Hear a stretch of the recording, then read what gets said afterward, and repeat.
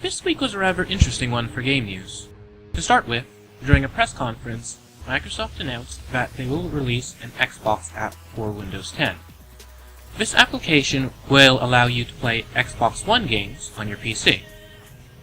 Microsoft also announced something called HoloLens. HoloLens is a sort of augmented reality head-mounted display that overlays information, digital information, onto your view of the real world. While there weren't any games announced for HoloLens during the event, the implications for gaming are pretty big. Considering the recent success of such virtual reality head-mounted displays as the Oculus Rift, augmented reality games may finally find their niche. Perhaps HoloLens will have some functionality with the newly announced Fable Legends, which is also coming to PC. Probably not.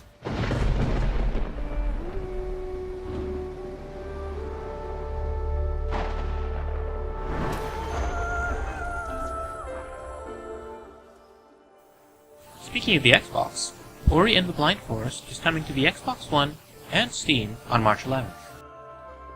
This upcoming Metroidvania draws inspiration from the works of Studio Ghibli.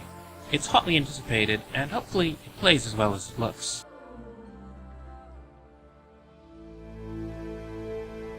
Our ancestors crossed the Great Void untold millennia ago.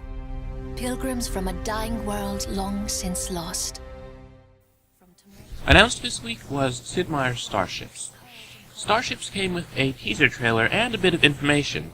Apparently, the game, which is coming out spring of 2015, is going to be compatible with the iPad, Microsoft Windows, and Mac OS X. Starships is set in the same universe as Sid Meier's civilization Beyond Earth, and there's going to be some sort of cross-compatibility with the aforementioned game, though details at current are somewhat fuzzy. Based on the trailer and the bit of information that's been released thus far, Sid Meier's Starships looks a bit like Distant Star Revenant Fleet or FTL Faster Than Light, albeit from the mind of Sid Meier. Hopefully the game will pack a bit more personality than its predecessor when it comes out this spring. Developed during the long centuries of our separation. A starship was prepared, ambassadors recruited, but gradually the meaning of the message became clear. It was a desperate call for help.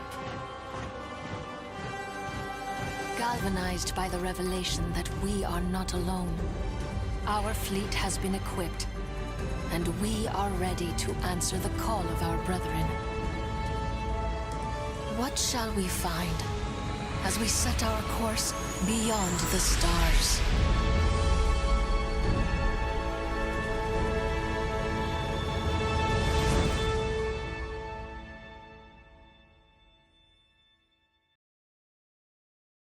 As for games you can play right now, Atlus has just released Citizens of Earth for PlayStation 4, PlayStation Vita, Steam, Wii U, and 3DS.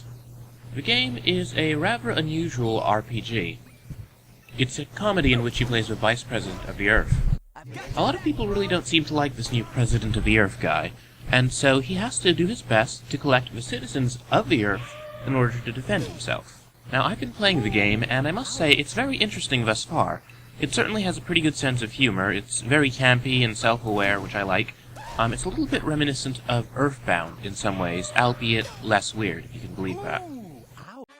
Hey everybody, I want to let you in on something. Right now you can get 2 awesome card games for free from humblebundle.com.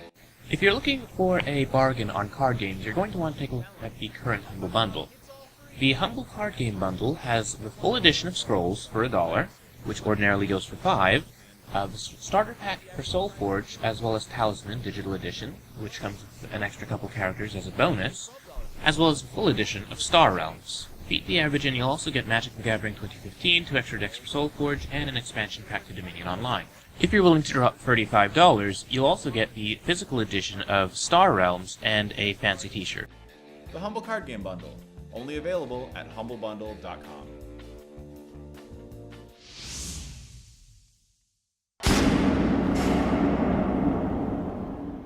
Earlier in the week, Star Citizen's space combat game, Arena Commander, was updated to version 1.0.1. The patch brings a fuel system to missiles, improves the user interface, and fixes several bugs.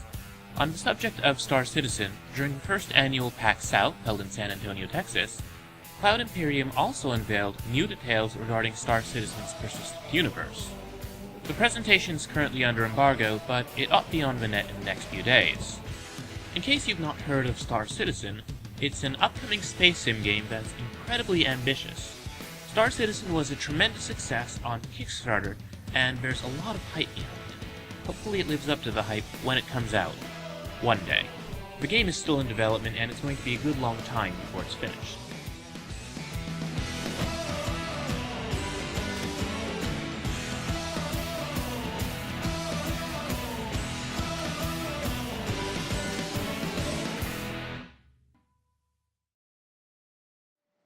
Finally, it's possible for Steam users to now spectate and broadcast games.